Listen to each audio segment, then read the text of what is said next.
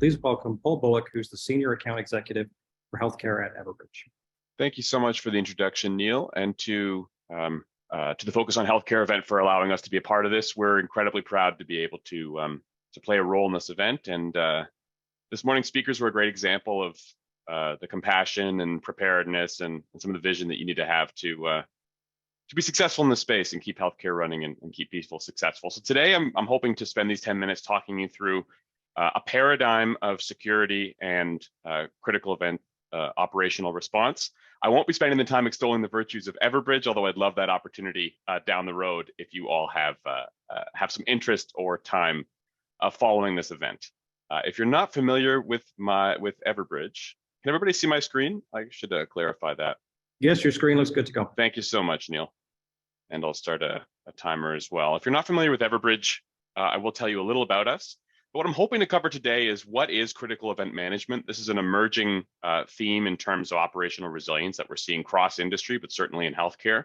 What impact do critical events have on resilience? How can an organization improve in resilience using data-driven research and reports and resources I'll provide following the call? And then, of course, getting in touch with Everbridge and some of the things that we do to cover some of the pieces that we talk about. If you're not familiar with Everbridge, we provide services to over 6,400 enterprise customers. We're in over 200 countries. Our technology reaches over 2 billion people, ranging from managing physical, digital risk, as well as public safety initiatives, automation, operation, security, integration, and everything in between.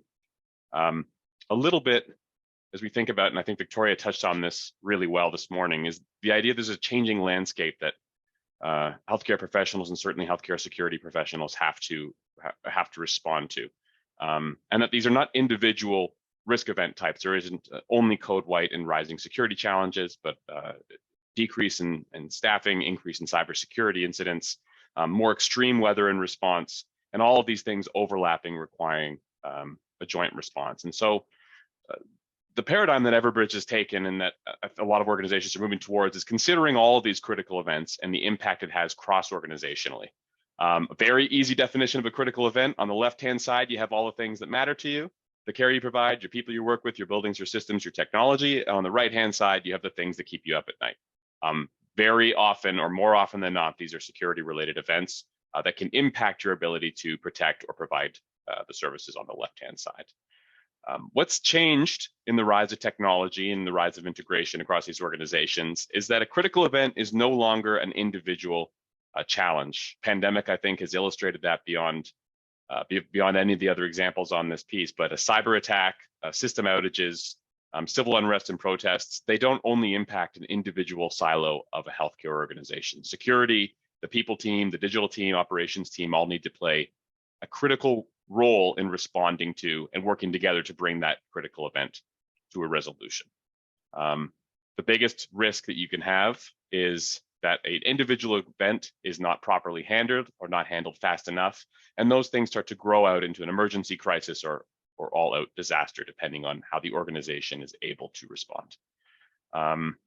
You can see that many current processes can fall short in this. I like this slide more for this piece than the initial component, that really whenever these events happen, the ability to provide visibility across the organization is incredibly painful. And the more siloed our teams are, the more siloed we operate, the more frustrating this can be. Who's impacted? Who do I need to notify? What assets are at risk? Even if I, within my team, understand that I have a security team member on the responding, is IT aware? Do they know they need to lock down certain systems? Does our executive understand what's happening? How are we notifying the press? How do these pieces all fit together to ensure that we're able to continuously provide care? What that means for most organizations is bucketed into these three categories. One, we're unable to anticipate. It's difficult to have visibility into risk and threat intelligence happening outside of the four walls of our locations or multiple locations. No visibility into the severity of an event or our response. The idea that we're able to collaborate and bring in a critical event to a tidy resolution or timely resolution, and then being able to report on what happens so we can drive continuous improvement.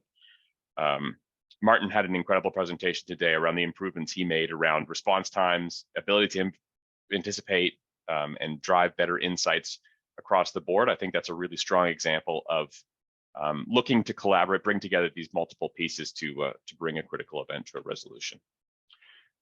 So we know what a critical event is. What does that do to an organization? So this is based on Dr. Stefan Vuig's research. It's a paper I'm happy to send out to the group following this. He's the director of Institute for Compliance and Corporate Governance out of Cologne, Germany.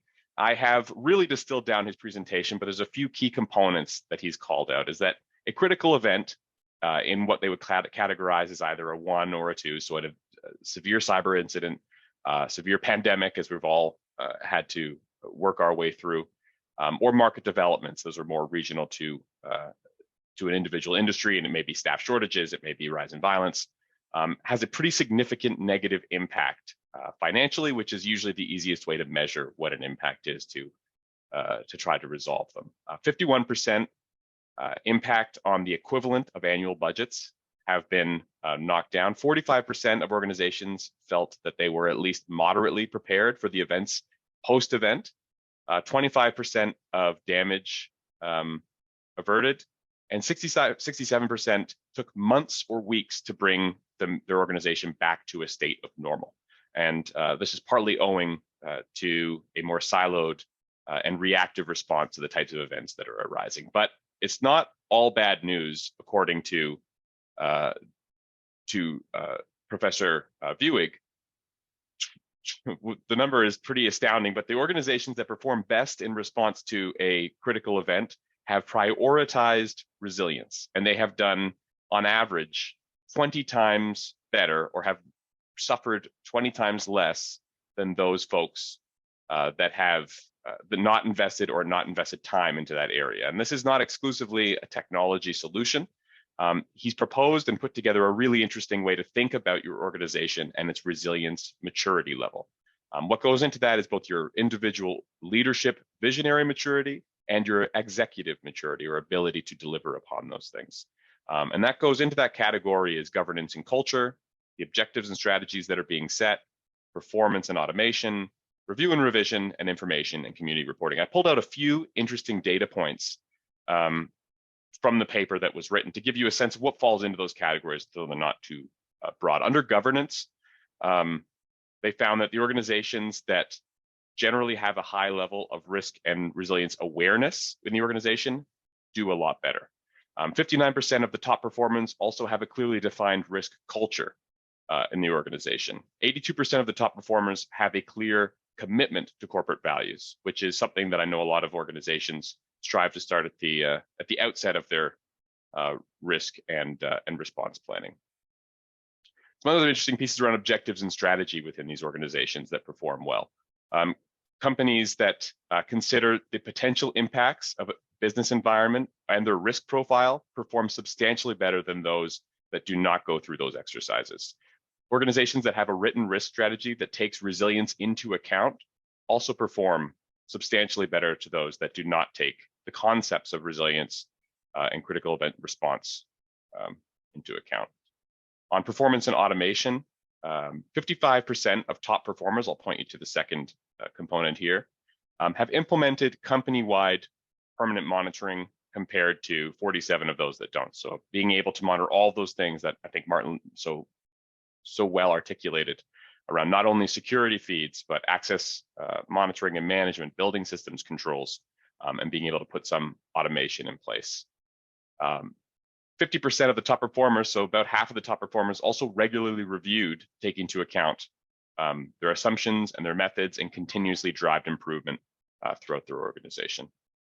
And I'll touch on just one more on this list around information and communication. 55% of top performers have implemented company-wide permanent monitoring tools. 59% have substantially affected change in strategy. So I do have some additional resources for you all to review. I'd be happy to send these out following the call. I hope that in the brief amount of time that I have to take you all through this, that thinking through the concepts of resilience, the concepts of collaborative critical event response are helpful in terms of planning out your future endeavors. We have found that the most advanced organizations take a hybrid operations center approach where both digital, physical, and clinical risks and operations are folded through the same monitoring and capabilities. If you'd like to learn more about how Everbridge supports these pieces, there's a lot of areas that we support in terms of bringing together multiple risk intelligence feeds from your physical devices, outside risk intel, online and digital threats, cross-collaborating that with your physical and remote hardware, hundreds and hundreds of out-of-the-box integrations with security systems in order to enable and automate operation response, providing built out and customized standard operating procedure deployment to make sure that your team is guided through the best next step that your organization has predefined, and then have a clear picture of what's happened and how we responded to this critical event. We also provide best in resilience consultancy and programs to help work through your current process and where you need to be in order to address resilience in a really wholesome way. So thank you all so much for the time and for the opportunity to speak to you as a group and to be able to participate in this event. It really is our extreme pleasure, and I'd welcome any questions or comments following the event. And thank you so much.